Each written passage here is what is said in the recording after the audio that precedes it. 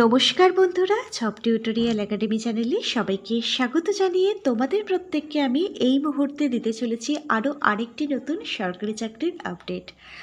আজকে আমরা আলোচনা করব এই ভিডিওর মাধ্যমে পিডব্লিউডি রিক্রুটমেন্ট 2025, যেটি সিপিডব্লিউডির তরফ থেকেই কিন্তু এই বিজ্ঞপ্তি প্রকাশিত হয়েছে, যেখানে ক্লার্ক এবং সুপারভাইজার সহ কিন্তু একাধিক পোস্ট রয়েছে। সারা ভারতবর্ষ জুড়ে 4,500টি কিন্তু শূন্যপদ রয়েছে। তুমি যদি শুধুমাত্র 12 মানে উচ্চ মাধ্যমিক পাশ করে থাকো, তাহলে তুমি কিন্তু পিডব্লিউডিতে আবেদন করতে পারবে যদি তোমার বয়স 18 বছর হয়ে গিয়ে থাকে। এবারে কিন্তু সম্পূর্ণ আবেদনটি অনলাইনে করতে হবে। 6 নভেম্বর 2025 থেকে কিন্তু এখানে অনলাইন আবেদনটি শুরু হচ্ছে। তোমরা এখানে কিভাবে আবেদন করবে, আবেদনের প্রত্যেকটা স্টেপ বাই স্টেপ থাকছে আজকের এই ভিডিওর মধ্যে। কবে থেকে আবেদনটি শুরু হচ্ছে এবং আবেদনের লাস্ট ডেট কী রয়েছে, সম্পূর্ণটাই আমরা আলোচনা করব আজকের এই ভিডিওর মাধ্যমে।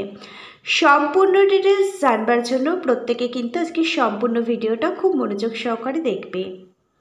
এবার আমরা সরাসরি চলে এসেছি সদ্য প্রকাশিত হওয়া অফিসিয়াল বিজ্ঞপ্তিটার মধ্যে। সিপিডব্লিউডি সেন্ট্রাল পাবলিক ওয়ার্ক ডিপার্টমেন্টের তরফ থেকে কিন্তু এই বিজ্ঞপ্তিটা প্রকাশিত হয়েছে, খুব রিসেন্ট প্রকাশিত হয়েছে। এখানে সেকেন্ড ক্লাস ক্লার্ক এবং সুপারভাইজার নিয়োগের জন্য কিন্তু বিজ্ঞপ্তি প্রকাশিত হয়েছে, যেখানে ফ্রেশার্স ক্যান্ডিডেট প্রত্যেকে তোমরা আবেদন করতে পারবে। মেল এবং ফিমেল উভয় ক্যান্ডিডেট তোমরা সকলেই এখানে আবেদন করতে পারবে।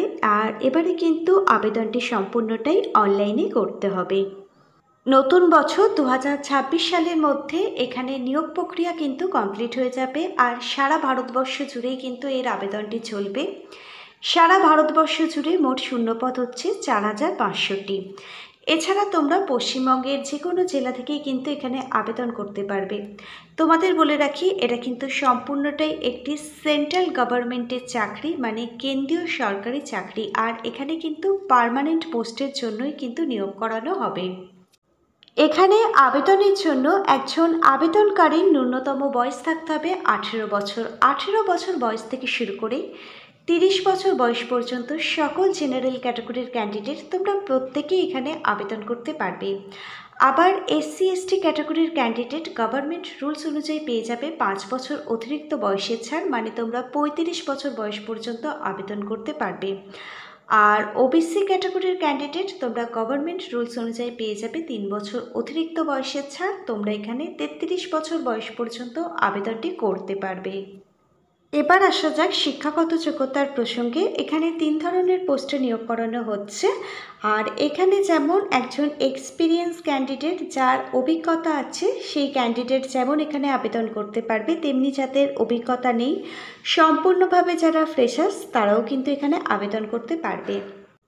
তোমরা দেখো এখানে প্রথম পোস্টটা হচ্ছে ক্লার্ক। এই পোস্টের জন্য তোমরা ফ্রেশার্স ক্যান্ডিডেট প্রত্যেকে আবেদন করতে পারবে। তুমি যদি উচ্চ মাধ্যমিক মানে ক্লাস 12 পাস করে থাকো এবং এর সাথে যদি তোমার কম্পিউটার জানা থাকে, তাহলে তুমি কিন্তু এই ক্লার্ক পোস্টের জন্য আবেদন করতে পারবে। দ্বিতীয় পোস্টটা হচ্ছে জুনিয়র সুপারভাইজার। এই পোস্টের জন্য তুমি যে কোনো শাখায় যদি গ্র্যাজুয়েশন কমপ্লিট করে থাকো, তাহলে তুমি আবেদন করতে পারবে। এর সাথে যদি সিভিল বা ইলেকট্রিক্যাল নিয়ে তুমি পড়াশোনা করে থাকো, তাহলে তুমি আগে অগ্রাধিকার পাবে। কোনো রকম অভিজ্ঞতার কিন্তু প্রয়োজন হচ্ছে না এই জুনিয়র সুপারভাইজার পোস্টে আবেদনটি করবার জন্য।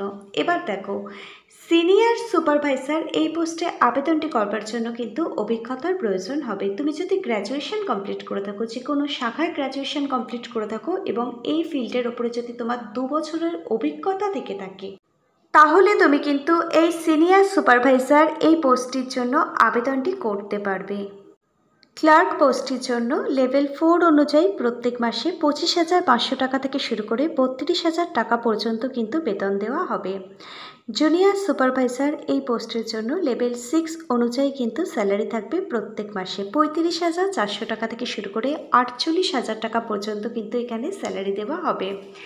সিনিয়র সুপারভাইজার এই পোস্টের জন্য লেভেল 7 অনুযায়ী কিন্তু প্রত্যেক মাসে স্যালারি দেওয়া হবে 45,000 টাকা থেকে শুরু করে 60,000 টাকা পর্যন্ত কিন্তু প্রত্যেক মাসে বেতন থাকবে সিনিয়র সুপারভাইজার এই পোস্টের জন্য। তোমরা দেখো প্রত্যেক মাসে খুব ভালো মানের স্যালারি রয়েছে। তোমরা যারা আবেদনটি করতে চাইছো, অবশ্যই কিন্তু তোমরা এখানে আবেদন করে দেবে। এবার আসা যাক নিয়োগ প্রক্রিয়া অর্থাৎ সিলেকশন প্রসেস সম্পর্কে। এখানে কিন্তু সবার প্রথমে রিটেন টেস্ট অর্থাৎ লিখিত পরীক্ষা তোমাদের দিতে হবে। 70 নম্বরের কিন্তু লিখিত পরীক্ষা থাকবে। তোমরা যারা ক্লার্ক পোস্টের জন্য আবেদন করবে তোমাদের কিন্তু জেনারেল অ্যাওয়ারনেস থেকে প্রশ্ন আসবে, ইংলিশ বা হিন্দি ল্যাঙ্গুয়েজ থেকে প্রশ্ন আসবে, রিজনিং অ্যাপটিটিউড থেকে প্রশ্ন আসবে এবং কম্পিউটার নলেজ থেকে কিন্তু প্রশ্ন আসবে। তোমাদের জন্য আমি কিছু গুরুত্বপূর্ণ বই ট্যাগ করে দিচ্ছি। প্রত্যেকটা বইয়ের লিঙ্ক পেয়ে যাবে ভিডিওর ঠিক নিচে থাকা ডেসক্রিপশন বক্সে। এই বইগুলো থেকে প্রিপারেশান নিয়ে রিটেন এক্সাম দিতে গেলে তোমাদের কিন্তু আগামী পরীক্ষা খুব ভালো হবে। তোমরা যারা সুপারভাইজার পোস্টের জন্য আবেদন করবে তোমাদের টেকনিক্যাল সাবজেক্ট থেকে কিন্তু প্রশ্ন আসবে, জেনারেল স্টাডি, রিজনিং এবং কারেন্ট অ্যাফেয়ার্স থেকে কিন্তু প্রশ্ন আসবে। প্রত্যেকটা বিষয় কভার করা থাকবে এমনই কিছু গুরুত্বপূর্ণ বই ট্যাগ করে দিচ্ছি। প্রত্যেকটা বইয়ের লিঙ্ক পেয়ে যাবে ভিডিওর ঠিক নিচের থাকা ডেসক্রিপশন বক্সে। এই বইগুলো থেকে প্রিপারেশান নিয়ে পরীক্ষা দিতে গেলে তোমরা রিটেন এক্সাম কিন্তু খুব ভালোভাবে ক্র্যাক করতে পারবে। প্রত্যেকটা বইয়ের সাথেই তোমরা পেয়ে যাবে একটা হিউজ পরিমাণ ডিসকাউন্ট, যেটা বাইরে থেকে বই পারচেস করলে কিন্তু পাবে না।